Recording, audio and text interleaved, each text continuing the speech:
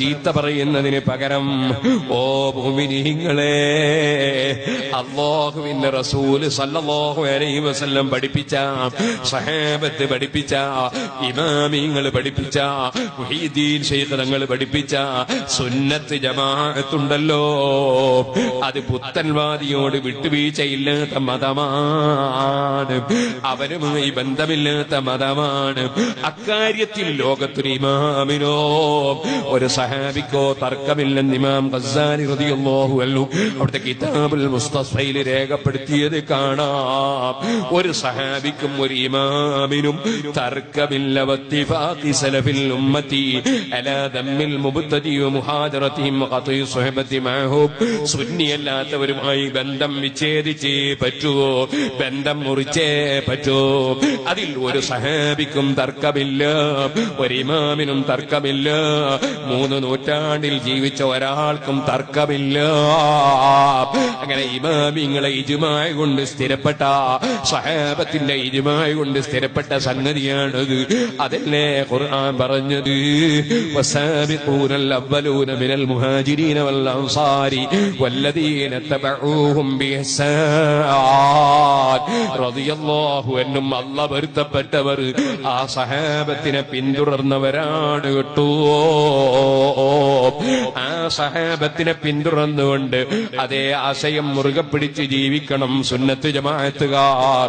ആ ആശയം മുറുകെ പിടിച്ച് ജീവിക്കുമ്പോൾ ഞാൻ പറയട്ടെ, നമ്മളെന്തിന് പരസ്പരം തല്ലണം, നമ്മളെന്തിന് പരസ്പരം ആക്രമിക്കണം, എന്തിന് തലയോട്ടിയുടെ ഉറപ്പ് പരിശോധിക്കണം, എന്തിന് നമ്മൾ സുന്നത്ത് ജമാഅത്തിന്റെ പള്ളികൾ അതാ വാശി കൂട്ടിയിട്ട് അടച്ച് പൂട്ടിക്കണം, എന്തിന് മദ്രസകൾ പൂട്ടിക്കണം?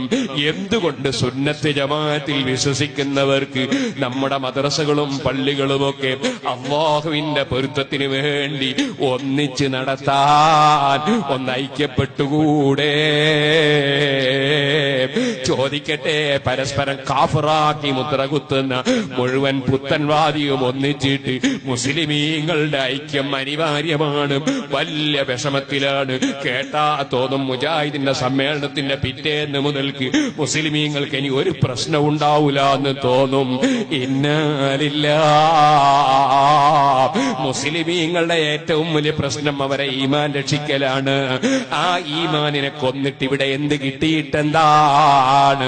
അതേ ബദറിൽ സുഹദാക്കളില്ലേ, ഉഹദിൽ സുഹദാക്കളില്ലേ, ഹംസ റളിയല്ലാഹുവിനെ കൊല്ലപ്പെട്ടിട്ടില്ലേ? അതിന്റെ പേരിൽ അവർക്ക് എന്തെങ്കിലും പ്രയാസമുണ്ടോ? അവര് സ്വർഗത്തിൽ പാറിക്കളിക്കുകയല്ലേ ചെയ്യുന്നത്? കാരണം മുസ്ലിമിനെ സംബന്ധിച്ചിടത്തോളം അവന്റെ ബോഡിയല്ല പ്രശ്നം, അവന്റെ ധനമല്ല പ്രശ്നം, അവന്റെ അധികാരമല്ല പ്രശ്നം. ഇന്നല്ലാഹ അസ്തറാ മിനൽ മുഅ്മിനീന അൻഫുസഹും വഅംവാലഹും ബിഅന്ന ലഹുമുൽ ജന്ന. സ്വർഗം കൊടുത്തു എന്ന് പറഞ്ഞ് അല്ലാഹ് വിലക്ക് വാങ്ങിയതാണ് ശരീരവും സമ്പത്തുമൊക്കെ. ആ സ്വർഗം നഷ്ടപ്പെട്ടാൽ പിന്നെ എന്ത് കിട്ടിയിട്ടെന്താണ് സഹോദരന്മാരെ?